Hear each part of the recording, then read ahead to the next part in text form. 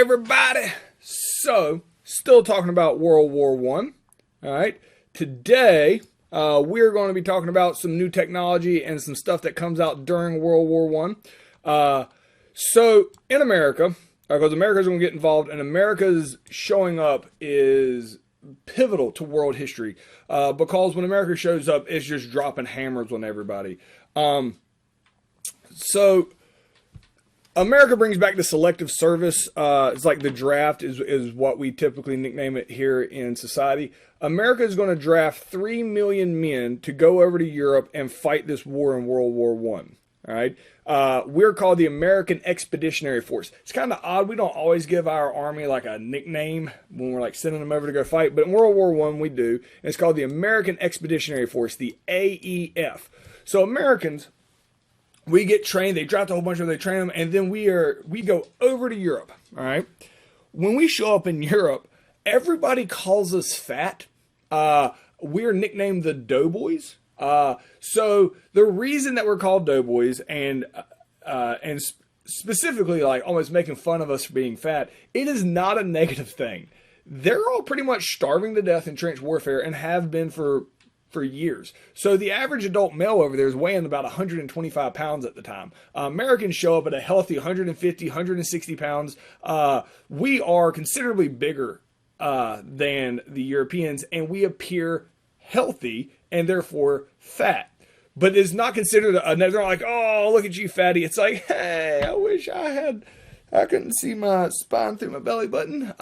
So when they're calling us Doughboys, they are calling us fat, but it's more of a, oh, look how healthy y'all are. Must be nice. If in any way it was anything negative. So, America, when they send us over, and this is a really cool story. So the guy that's in charge of the American troops is a guy named John J. Pershing. All right, I got a picture of John J. Pershing right here. So John J. Pershing, he is in charge of the American Expeditionary Force, and he's heading over there. The President of the United States, Woodrow Wilson, gives him one job and one job only, or one requirement. He says, do not let the English or the French control our army. The only people that control our army is America. All right. So, when he shows up over there, he's not supposed to let anybody else command American troops.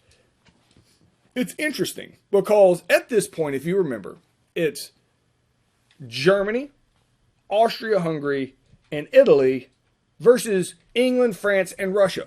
Yesterday, we talked about Russia's backed out. So you're like, okay, so it's Germany, Austria-Hungary, and Italy versus England, France, America. 3-on-3. Well, Austria is basically on fire. Like, they're done. Like Austria can't do anything else. So it's basically like 3-on-2. England, France, America versus Germany. Italy realizes they're not going to win. Italy realizes, we may have backed the wrong horse here. So Italy asked, once America shows up, like, hey, America, can we switch sides? Like, so Italy doesn't want to lose, so they want to know if they can join us. And we're like, what? Who switches sides in the middle of a war but keeps us from having to fight you?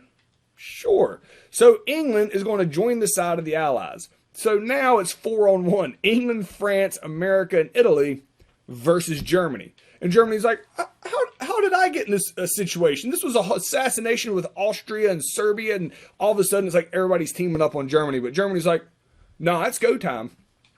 So John J. Pershing shows up in Europe with all of his troops. When he gets there, and this is the guy I'm talking about right here, he gets there. For 3 years they've been fighting, and nobody's been able to figure out this trench situation. When he shows up, he takes one look around when he gets off the boat and immediately realizes how dumb this is. And he's got a plan for how he can win it. So he goes right up to the French and the English. He says, hey guys, America's here. All your prayers have been answered. Because America gets the stereotype of being very arrogant. Maybe rightfully so. So he's like, you just point me to the place the Germans are giving y'all the hardest time and America will take care of it. And they're like, dude, we've been here for 3 years. Like, just give us your troops. And he's like, no, I'm not giving you my troops. Show me where you want America to go, America at. And they're like, dude, We've been fighting this for 3 years. You don't know how to fight this war. And Pershing's like, whoa, hold on now. Y'all been fighting this for 3 years and y'all have moved exactly 0 feet in 3 years? Looks like you don't know how to fight this war. And they're like about to start trying to fight each other. And they're like, dude, don't be a jerk. He's like, look, I'm telling you, I'm saving you right now. Show me where the closest area is that the Germans are giving you a hard time and America's going to go take care of it for you. They're tired of dealing with him now. Like, fine, the southern part of France, Germany's destroying us. Nothing we can do. Like, so, but if you're dead set on going down there, hold on. We're going to give you some reinforcements to take you down there and help out with the large amount that we already have down there. And Pershing's like, no, no, no, no, no, no, no. America will go take care of the southern part of France for you. All right. First off, America's got this. Secondly, don't send us any reinforcements. We don't want any reinforcements. America got this. Number 3, if you have anybody down there already, bring them back. They just going to get in our way. And so England and France are like, are you, you're going to die. You're going to die in like 3 days. And Pershing's like, no, America's got this. So he says, and they're like, so there's nothing you want from us. He goes, oh no, there is something I want from you. And this is an odd request by him. He's like, I want all your food carts. And they're like, what? Our food cart? Like, I know you guys are the doughboys, but you want all our food carts? And Pershing's like, I ain't here to play. Give me your food carts. That's what I need to go down to the southern part of France. They're like, fine. I thought it was going to be cool with America showing up, but y'all are just going to get yourself killed. Fine. So they give him all the food carts. He goes down to the southern part of France, and England and France are just sitting up here just super pouting. Oh, I'm so angry. And then like 3 days later, they start getting telegraphs from the southern part of France. And they're like, told you. 3 days and they're all dead. This is ridiculous. So they go over to the telegraph and like, tick, tick, tick, tick, tick, tick. Like, hey, it is from the Americans. The Americans are saying that they have set up, and the Germans, they are, the Germans are in full retreat, and it just screams from this point on America over and over and over. So America does show up and just absolutely wreck shop like instantaneously. Now, there's a big part of this story that I'm purposely leaving out to explain to you how this happened. John J. Pershing, remember when he got off the boat and realized how stupid it was? Because he realized something that was happening in Europe that other people weren't realizing. There's a reason he wanted all those food carts. So with all those rats that we had talked about with trench warfare, it was wiping out the food, it was destroying a whole bunch of stuff. So what would happen is that the rats would destroy all these wooden carts that were bringing the food to the front to get to the food. So they figured out a way to make these metal carts, all right, that were like bulletproofs, and so the rats couldn't get into them. And they were so big they couldn't fit inside the trenches. So what they did is they put tracks on them so they could roll across the top of the trenches behind you to come up and deliver food to the front lines. You could shoot it all you want, the bullets would bounce off, and then they just roll back and wait till the next day to fill it up and go forward. John J. Pershing sees that they have bulletproof carts that can roll across the trenches, and they've been using them to deliver food.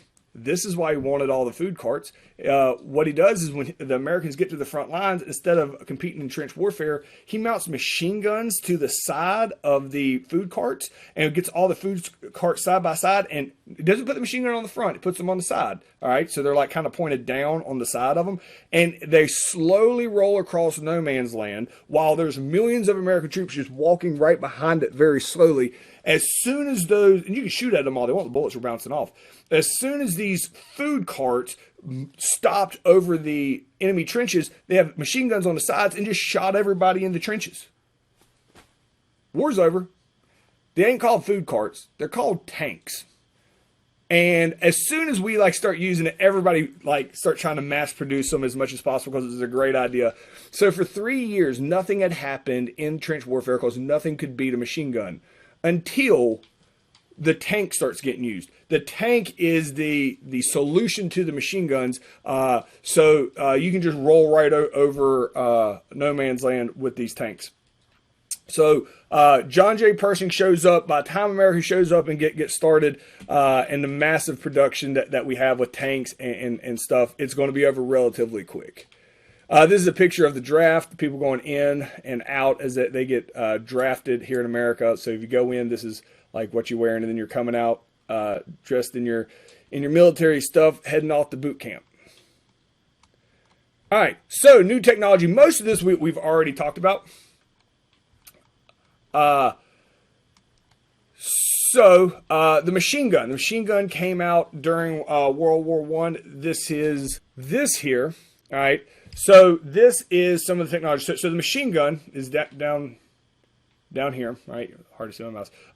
If you notice, this is a recreation of a World War I machine gun. Notice the nozzle. All right. This is designed to just spray out as many bullets as humanly possible. All right. So the machine gun came out in World War I, fundamentally changed life at the time.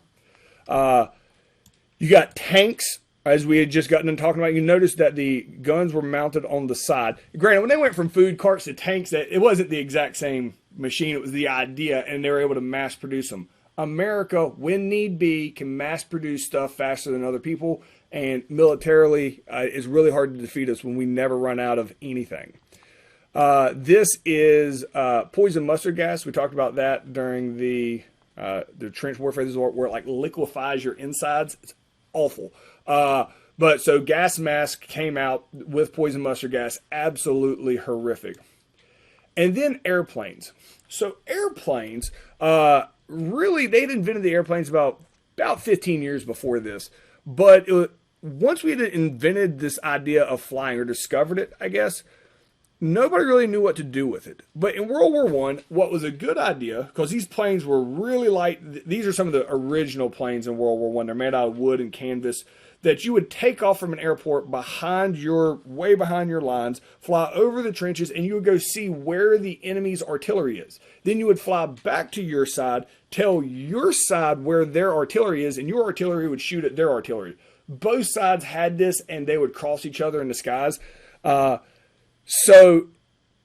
Airplanes in World War I were pretty rough. So you have like rocket fuel in the engine, their equivalent of it. And combustion engines still weren't as good as they are today as far as safety. So sometimes they caught on fire. If they caught on fire and you're in the sky, you're going to die, because it's not like today. First off, it's much more common to catch on fire in the sky back then than it would be today. Secondly, the issue is that the parachute hasn't been invented yet. So if you're a mile in the sky and your plane catches on fire, keep in mind it's burning rocket fuel, all right? And you're in a wood frame covered in canvas, you're going to burst into flames. So what the deal was, because this is why people that were pilots had to be a little bit crazy, that they would be issued pistols, all right? So if you're flying and your plane catches on fire, your option is you can jump out from a mile high.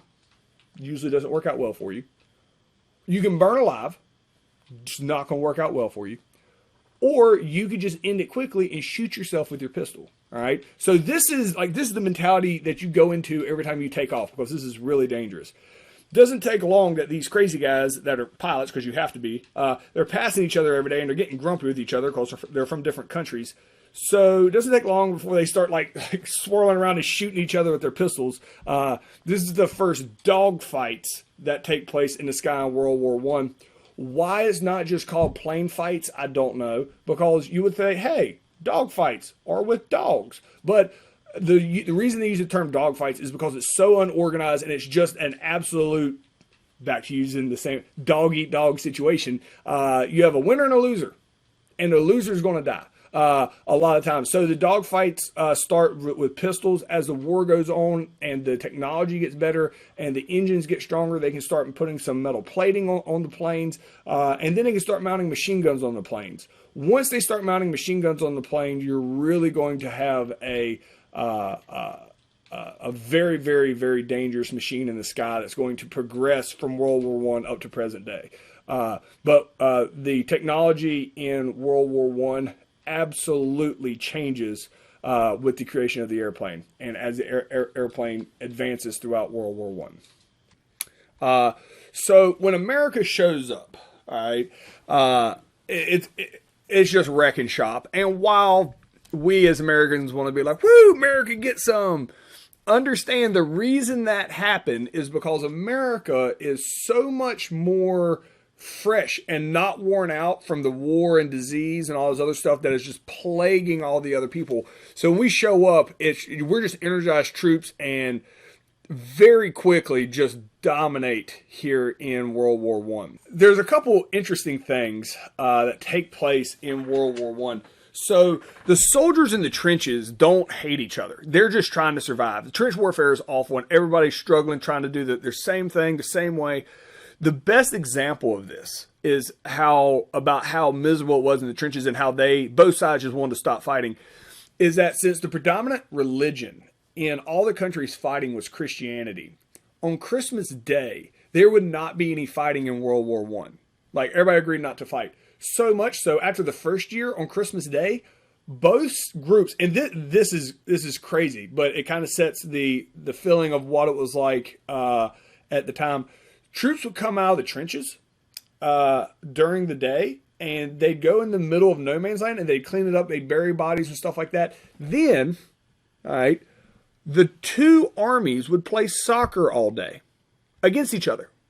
Like, hey, no war today. And then the next day they go back and the war's back on. Like, it just seems incomprehensible, but it just goes to show that the actual soldiers, they didn't hate each other. They're just being forced to do a job. And if they don't have to do it, they're going to take some time off and go play with the guys across the way. It's really crazy. So finally, after Germany realizes they can't win, America shows up just crushing everybody, that they are going to sign an armistice. Means Germany is going to sign an armistice, all right, on November 11th, 1918 at 11 o'clock a.m. That means at 11 a.m., November 11th, 1918, so the 11th hour, the 11th day of the 11th month of 1918, Germany admits that they lost. There's no more fighting. Now, the treaty that's going to end this war, like who's punished for what, how do we fix this going forward, that's going to take like another 6 months to talk about. But the armistice is what we celebrate. And this is what Veterans Day is on November 11th. You're never in school. November 11th every year is Veterans Day, and it's in honor of the armistice. This is the day at 11 a.m. You're done. If you're in the trenches, go home. There's no more fighting. So the armistice just means a ceasefire, and Germany acknowledges that they lost. The treaty, which is going to take 6 months, and it's going to be a really, really long, drawn-out process. The treaty that's going to take 6 months is going to be intricate, and it's called the Treaty of Versailles. All right, but what we honor in World War I and what we have holidays for is when the soldiers, there's millions of soldiers, could just pack up and go home. So the 11th hour of the 11th month the 11th hour of the 11th day of the 11th month, November 11th, 1918, the official end of World War I. Now,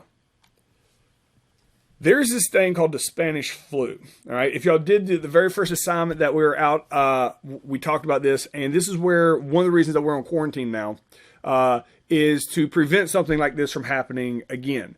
So the flu, everybody started getting sick in the trenches of the Spanish flu. It's a version of the flu that people weren't familiar with, kind of like how the coronavirus, tons of coronaviruses, like that's not like a new word, but the coronaviruses, this is a new strand of it that people aren't used to. All right. So just like this, there is a version of the flu it's called the Spanish flu, but it doesn't. It has nothing to do with Spain. It ended up hurting Spain the worst, so it's called the Spanish flu, but it didn't originate in Spain. So all the soldiers started getting sick in the trenches at the end, and then the war ends and everybody goes home. They spread this flu around the world. Now, here's why we're quarantined now, all right, is to prevent what happens in America at the time, all right? 500,000 Americans are going to die of the flu. 30 million people are going to die around the world from it. All right. This is just shocking. Like, oh my gosh, was it like the plague? Was it? No, it was bad. It was a bad flu. Here's what happened. Since they didn't quarantine, like in St. Louis, they did. They just kind of kept everybody home and everything was fine. Everybody got sick at the same time. That was a huge problem. There was no way to get medical treatment. All right, because everybody was sick at one time. Nobody was able to get the help they needed to recover from the flu because everybody was sick, and it just shut down society. And a lot of people died who should not have died had they had medical treatment. So the flu epidemic was just devastating the world over this particular year, 1918 to 1919, the winter time of 1918 to 1919, absolutely devastating. More people died from the flu than did in all of World War One. It's absolutely crazy how that happened. This is why we've learned so it seems like we're overreacting to coronavirus. At least at the time I'm recording this a couple weeks in advance. Hopefully that's still true. But not necessarily overreacting, but because we're being proactive. We're preventing it from getting as bad as it was at this time when you didn't do anything. Like Philadelphia, they went through and had a parade. And everybody got sick in Philadelphia. There is no medical community because they were all sick too. And so many people died unnecessarily because they couldn't get medical help. By quarantining people will eventually get sick, and it's fine. But like in St. Louis, they continued to get sick for about 6 months. In Philadelphia, everybody got sick in the same month. But the problem was, in that 1 month, nobody had any help and tons of people died. In St. Louis, when they got sick gradually over a 6-month period, whenever you got sick, you went to the doctor, they gave you medicine, and most people survived. So we have learned from the flu epidemic today over how that can happen. Pictures like this. This is like a gymnasium. Like everybody that's sick just goes here. There's no hospital beds. There's no nothing. The doctors are getting sick.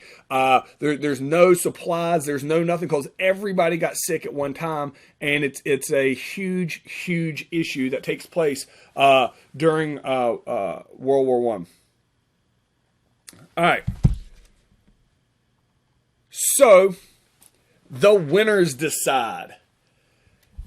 So after World War One, you got to figure out who's to blame for this.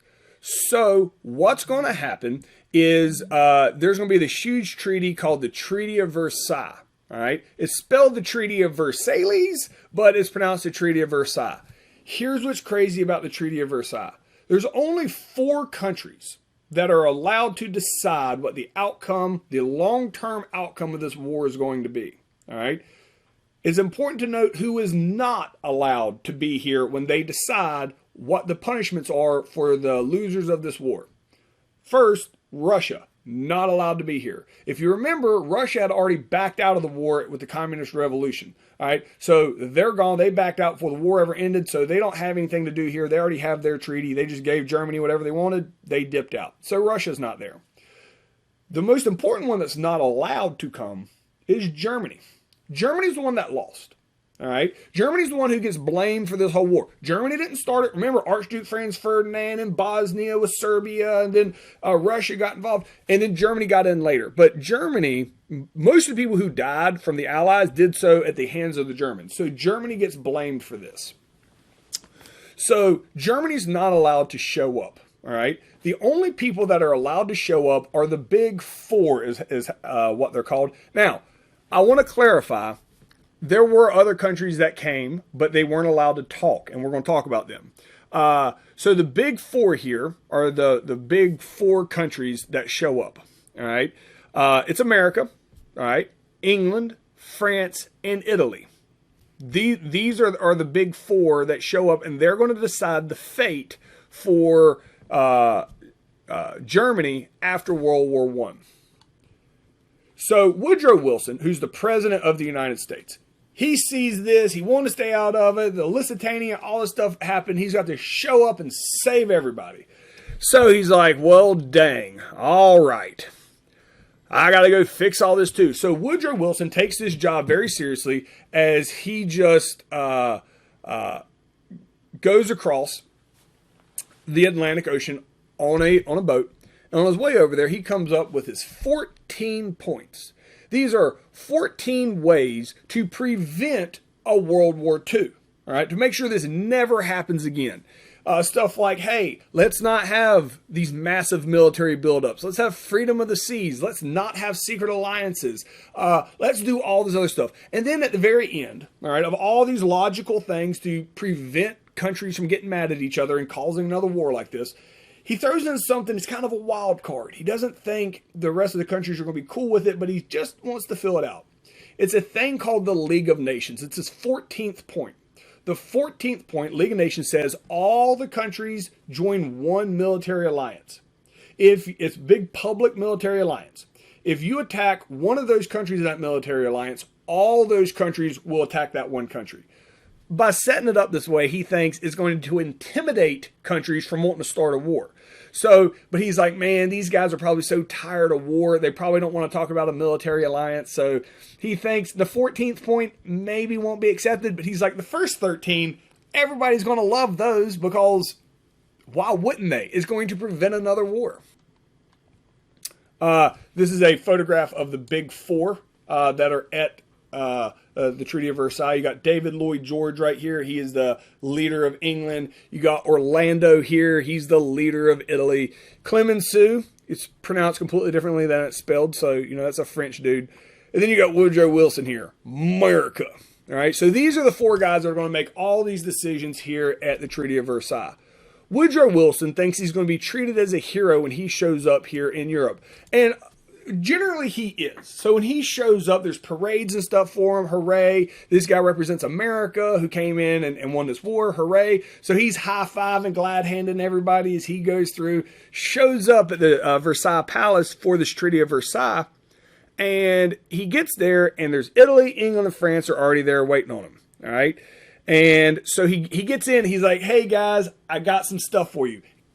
It kind of catches everybody off guard because they're like, wait, you're planning on talking? And Woodrow Wilson's like, yeah, what were y'all thinking was getting ready to happen? They're like, oh, nothing. No, look, let's hear what you have to say. All right. So it starts out real weird to begin with. And Woodrow Wilson's like, all right. So I got these 14 points because, as we all know, we never want this to happen again. And England and France is like, you're correct. You're correct. Go ahead. He's like, first thing, I think everybody should have a limited military. And England and France are like, nope, veto that one because we want a big military so we can beat up on Germany. And he's like, oh, what? Oh, okay. I think we should have freedom of the seas. And they're like, nope, we don't want freedom of the seas because we want Germany to not have freedom of the seas. So we're against it.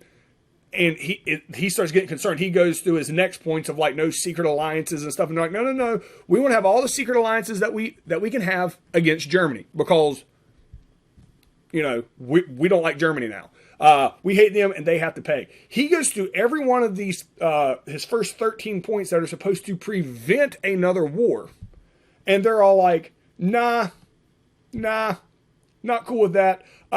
We're going to ignore all those first 13 points because that doesn't allow us to abuse Germany and kick them while they're down like we plan on. And then he gets to his last point. He's like, well, all right, I guess, and this is kind of weird now. So I have this League of Nations thing where we'd all join a big military alliance, but I mean, you guys don't like the other points, so I can't imagine you like that. And they're like, wait a minute. There's like a big military alliance. Are you going to be in it? And Wilson's like, I mean, I was planning on it. They're like, yes, let's create a military alliance called the League of Nations, which America is in. So if we decide to attack Germany, it forces America to attack them too. So this completely catches Woodrow Wilson off guard. He's like, wait, what? No, that's not what it's designed for. So the League of Nations ends up being a thing that America comes up with. We want to use it as a peacekeeping idea. Here, I got some stuff here. We want to use it as a peacekeeping way to prevent another war. When we realize England and France only want to use it to bully Germany, we actually turn against the League of Nations. So England and France love the idea of a League of Nations, and they're actually going to take it and make it. They're actually going to make a League of Nations, and they're going to invite us to it, America. It was our idea. And America's going to be like, nah, we ain't joining that thing because our idea was it was supposed to prevent a war. The way they're interpreting it, it looks like it's going to make a war. So completely not cool with that. So the only one of his 14 points that is accepted is the League of Nations. So after all of his points gets rejected, England and France are like, fine. You got anything else to say? And Woodrow Wilson's like, I guess not. Now, Italy, they've been quiet over here in the corner. Italy is just going to side with whatever England and France say all the time. They never side with America. Because what's the only reason Italy switched sides and got in this war to begin with? Is to get stuff. They think, hey, England and France want to punish Germany. You know what's a real fun way of punishing Germany? Taking all their stuff. So Italy's going to side with England and France, hoping they get all the stuff from Germany. So the Treaty of Versailles, this is what actually gets created and made, and it is very unfair to Germany. It creates 9 new nations. It basically breaks apart the Ottoman Empire and creates the Middle East that we have today with Iraq, Iran, and the countries in the Middle East, which we have a lot more issues with those as we get further in this course. Germany has to give Alsace-Lorraine back to France. Anything that Germany had, like Alsace-Lorraine goes to France, all their territories around the world get given to Italy. Once all that is said and done, then, and this is where it starts getting crazy. This made Germany pay reparations, right, or war damages in the amount of $33 billion back to England and France. So basically, they blame Germany for every bad thing that happened in the war, and Germany has to pay $33 billion back to them. This is like imaginary money at the time. Like billion? You mean 33 million? That's a lot of money. Like, no, not million, billion. 33,000 million. That's how much 33 billion is. 33,000 million is what you owe us back. And they're like, what? That is utterly ridiculous. Not only that, anything that Germany had that made money, like Alsace-Lorraine or their territories around the world, all that got taken from them. So it's like they got fired from their job and then mandated to pay back all this money. If they can't do that, England and France can invade them. So there's a lot of tension here. Not only would tensions already be high, this right here, the where is it at? I got the war guilt clause is around here somewhere. One of the most, I don't know, do I not have it written down here? That's kind of a bummer. Because this is a really important part about the Treaty of Versailles. It's called the war guilt clause. This is a document that Germany is required to sign. It says, I, Germany, am responsible for everything that bad that has happened in this war. Your grandmother fell down some stairs, broke her hip, puppy died, anything? Germany's fault. Like, Germany has to take full responsibility for, like, anything bad that happened during World War I. And it's basically just forcing them to say, I'm a loser. This is a jerk move. This does not in any way, shape, or form benefit England or France. They just want to kick Germany while they're down. This type of disrespect causes a whole bunch of hostility in Europe between these countries. So while the Treaty of Versailles should technically end this war, all it does is just causes a lot of animosity between these two countries after World War I. That's going to simmer, and it will eventually lead to World War II. So all the yellow area here is France. The red area here is Alsace-Lorraine that got taken from Germany and given back to France. Germany's going to want that back in World War II. All right. So why peace won't last? All right. So I do have it here at the War Guilt Clause. Good. The War Guilt Clause is just kicking Germany while they're down. And so we already talked about that. The United States never joins the League of Nations. We realize the Treaty of Versailles is completely unfair to Germany. And we're like, we're not getting involved in y'all's little bullying thing you have with Germany now. We were trying to prevent another issue from happening. But America sees this 1,000 miles away. This isn't going to prevent war. This is more likely going to create another war. This is a good cartoon here. So this is supposed to be Kaiser Wilhelm II, who's the leader of Germany at the time. This is supposed to be Clemenceau, the guy from France. This is supposed to be David Lloyd George, the guy from England. They don't execute him in real life, but this is a cartoon. It's symbolic that England and France are getting ready to execute Germany. All right, and who's trying to talk some reason into them? This is supposed to be Woodrow Wilson, that America is trying to talk these two countries into not executing them. Like, we got to move forward and live together. But England and France are just so furious at Germany because of this war. Keep in mind, America lost a good bit of soldiers. We did. All right. These countries lost an entire generation of young men. The anger that they feel is something that America really hasn't experienced in any war that we fought in. So it's hard to put ourselves in their shoes to understand why they did this. But this is not good for world peace at all. All right, that's as far as we're going to get today. I will see you guys tomorrow.